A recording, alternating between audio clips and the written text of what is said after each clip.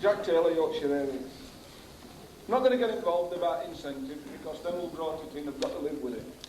So I'm not going to get into that one. We've got probably a greater problem. And the right people keep saying, you know, it's the greatest problem we've ever had. And I'll tell you the reason for that. It's because we never change anything. We all keep running up here, and we all keep saying what we're going to do, and when crunch comes, we don't do it. Now, I've been a rostrum runner, and there ain't an official who haven't been it. Smashing, you know, standing ovations, they don't have to give ego some good. But what it don't do our union any good, and it don't do our cause any good. And we've finished with that in Yorkshire. We've finished with that. Because this dispute started in Yorkshire. It started at Cortonwood. But it don't belong to Yorkshire, and it don't belong to Cortonwood. It belongs to everybody here. Everybody here, and we want everybody here to be party in this dispute. We've had all these conference decisions, we've had all policy decisions, we've all been party to making them, and now we've got to defend them. We either defend them or this union dies as a set of hypocrites. That's what's really at stake. And I'm saying to you today that, and I'm going to give you reasons, because we're not on a ballot in Yorkshire. We're not for balloting in Yorkshire. And I'm going to tell you why. Because in Yorkshire, and you can have all credibility, Roy, about overtime bans, because this is how it started. You all started this. I don't mean Roy, I mean everybody here started this dispute. Because we agreed to have an overtime ban. Every one of us, all going for overtime ban. And we held it that tight in Yorkshire that I've got some men at Yorkshire Pits that's not been out 6 weeks, they've been out 9 weeks. Simply because they wouldn't break your overtime ban.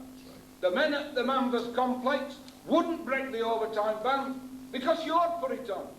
Credibility at union were at stake. That's what were at stake. And all they'd got to do was to change the snap times. And them men said no. If this union's got overtime ban that's worth fighting for, and this union's worth fighting for, we're not backing off. Don't talk to me about credibility or overtime bans. Talk to some of our branches.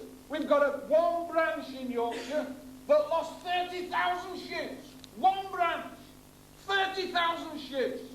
And we're expecting lads in Yorkshire to say, well, we've had an overtime ban, we've all stuck at it. It were hurting Coldwood. I'll tell you what, it didn't hurt him enough for him not to shoot Coldwood. That Thursday morning when he passed the most violent action that's been in this dispute across that table to us, you've got 4 weeks, that's what you've got. He said, it's not McGregor. He told me to take it out of industry. I have decided that it's Cortonwood, and all your directors, and it'll all come home to roost. It'll all come home to roost, and I hope you don't go through that day like we went through it, but it'll come home to you, and you've got a chance to stop it. You've got a chance here to stop it today. We've had 6 weeks dispute in Yorkshire.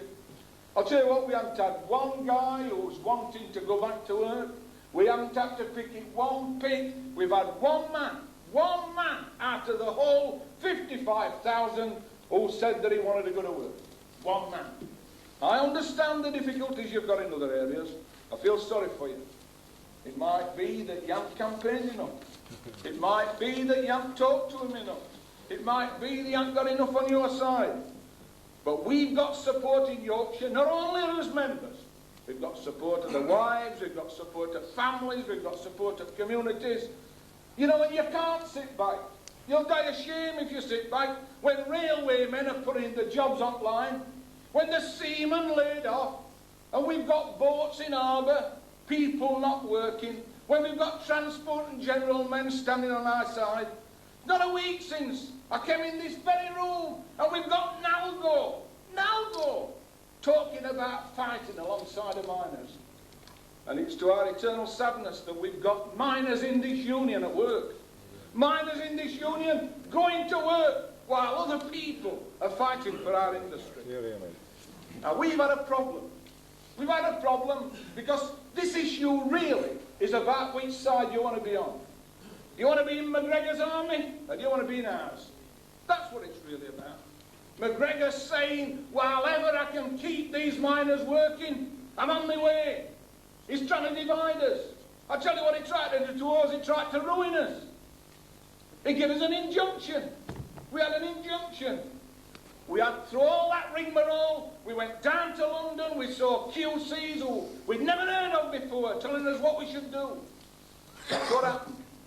The significant thing in that piece of this dispute, where when Yorkshire Miners said, if he wants our money, if he wants our officers, he can have it a brick at a time, if he's big enough to fetch it. I'll tell you what, and he changed his mind. And I'll tell you, if we'd have had all you on our side, he wouldn't have been looking at injunctions, he'd have been looking at pit closures. That's what he'd have been doing, and the only reason this dispute is not at an end is because the unity of the National Union of Mineworkers has not been total. That's the very reason. And if you believe that unity is important, and I believe it is, we should be getting it as fast as we can. But I'll tell you what it don't mean. It don't mean that we've got to sell Corton Wood and Bullcliffe down the river to go along with a group of men that's still at work because they want a ballot. I'll tell you what worries me about ballots, and I don't want to be offensive to anybody particularly, we've got enough problems.